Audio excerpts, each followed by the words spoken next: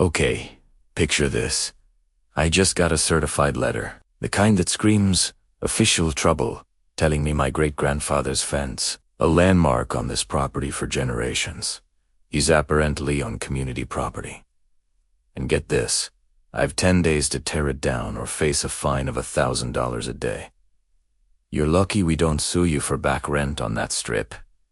I watched, with no small amount of satisfaction, as the color completely drained from her face. Wanna see how we got there? Trust me, it's a story worth hearing. Cul-de-sac living, mature oaks, shading the yard, neighbors who still wave when you drive by it, was Maybury, but with significantly better Wi-Fi, thankfully. My property boundaries, ooh, they're marked. My survey pins are painted neon orange, practically glowing, and the original plat map, Karen, let's call her President Karen, because that's what she insisted on being called, introduced herself while I was out on the deck, staining it a nice, rich cedar tone. She showed up like a storm front, clutching a color-coded folder, naturally, and a tape measure that she snapped open and shut with a sound like a tiny switchblade. Her opening line, delivered with a saccharine smile that didn't quite reach her eyes, was, "Sweetie, your fence is encroaching on common area." I actually laughed. I mean, who says non-compliance with a straight face? 2 days later, the first shot was fired. A violation notice appeared under my windshield wiper, flapping in the breeze, practically daring me to ignore it. Attached was this blurry satellite photo, circled in red, that looked like a kindergartner had gone wild with a crayon, almost. But this time, the humor was quickly replaced by a growing sense of annoyance. I pulled out the original 1958 survey, the 1982 amendment, and the 2004 restatement of the CC&Rs, our community's covenants, conditions, and restrictions. I wasn't just skimming, I was deep diving, highlighting, underlining, and there it was, crystal clear. Article 4, Section 7.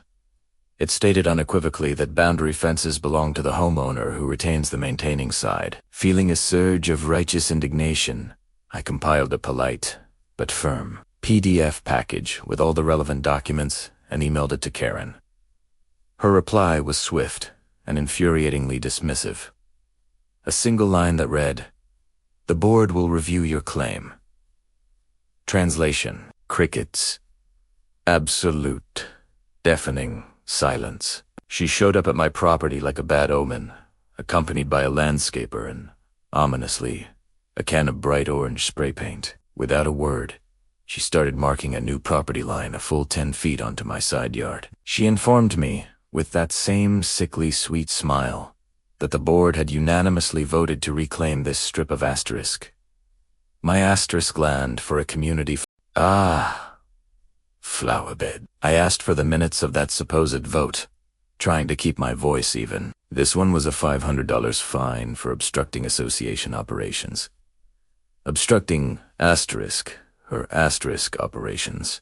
More like, I didn't pay it. Instead, I framed it. It went right on the fridge, a daily reminder of the absurdity I was dealing with, and a silent promise that this would unstand. I created a dedicated digital folder, aptly named Karen's Greatest Hits. I was building a case, brick by painstaking brick. But I wasn't just collecting her antics. It was a long shot, a random thought I had while scrolling through property law forums. And guess what? Jackpot. Let that sink in. Technically, without a valid corporate status, the association couldn't enforce anything stronger than a lemonade stand. They were an organization without legal teeth, operating on pure bluster. President Karen, bless her deluded heart, doubled down. Attached to this latest salvo was a survey, and I used that term loosely, performed by her nephew's buddy. This was where I drew the line. This wasn't just about offense anymore. It was about outright fraud. It cost me $1,200, but let me tell you, it was worth every single penny. He then handed me a comprehensive 14-page report that matched my original 1958 plat within half an inch. Both unequivocally stated that Karen's community flowerbed fantasy was just that, a fantasy. My fence was exactly where it belonged. Quick break from the legal drama, have You ever dealt with an HOA that literally just made up rules on the spot? It's infuriating, isn't it? And if tales of sweet revenge are totally your thing, then do yourself a favor and slap that subscribe button. This story, my friends, is just the beginning. I meticulously packaged everything: the undeniable proof of the HOA's lapsed corporate status, the damning evidence of Karen's fake survey, the precise excerpts from the CCNRs that backed me up, and the photos of Karen spray painting my lawn like it was halftime at the Super Bowl. My attorney, a patient saint named Marcus who deserves a shout-out for his unwavering .com, filed 2 neat little petitions with the court. Petition 1. A motion to invalidate all asterisk fines because the HOA was administratively dissolved and had no legal standing. Petition 2. A demand for a declaratory judgment, formally confirming my fence line and property boundaries. We served the entire board via certified mail and email, ensuring everyone got the message loud and clear. Karen, predictably, could reply all with a single, indignant word: ridiculous. She was definitely underestimating me. The court date was set for 60 days out, giving me just enough time to savor the anticipation. Now, here is a fun fact about HOA bylaws. Any homeowner can demand a special meeting with just 25% of owner signatures. I didn't get 25%. I collected a staggering 42% in just 36 hours. Turns out, nobody likes arbitrary fines, especially when they're being levied by an HOA.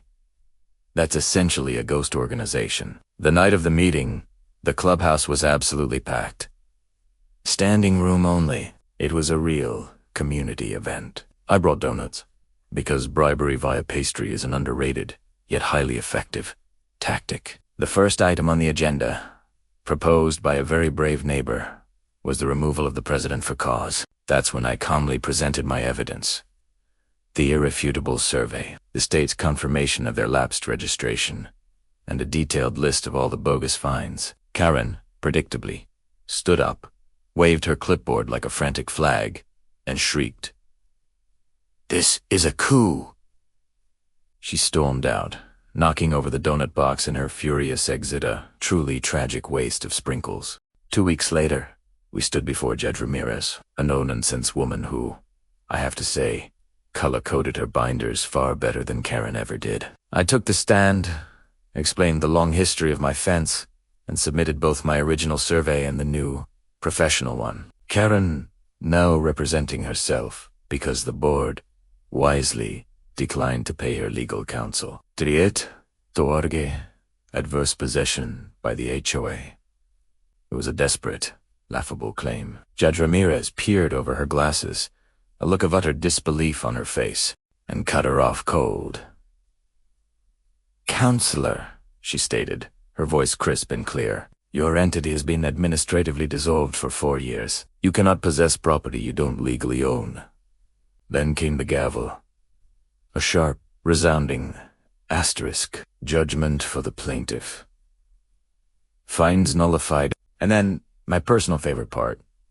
Karen was found personally liable for the fake survey because she knowingly submitted it to a court. That, my friends, is a third-degree felony in our state. Yes, officers actually escorted her out of the courtroom. The new board, a much more reasonable group, retroactively refunded every single bogus fine she had ever issued, cutting checks right out of the reserve fund she'd so greedily stuffed with her administrative fees. My fence?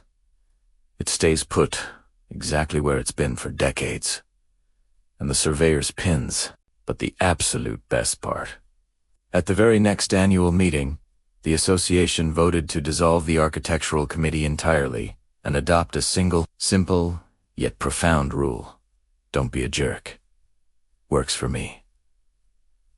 So, what's the takeaway from all this? Document everything, every single interaction, every piece of paper, and never, ever underestimate the power of a bored homeowner with a state corporation search website and a healthy dose of stubbornness. If your HOA Karen insists your land is hers, just smile, maybe offer her a donut to soften the blow, and then hand over the envelope she never saw coming. Because, let me tell you, justice tastes like maple glazed sand.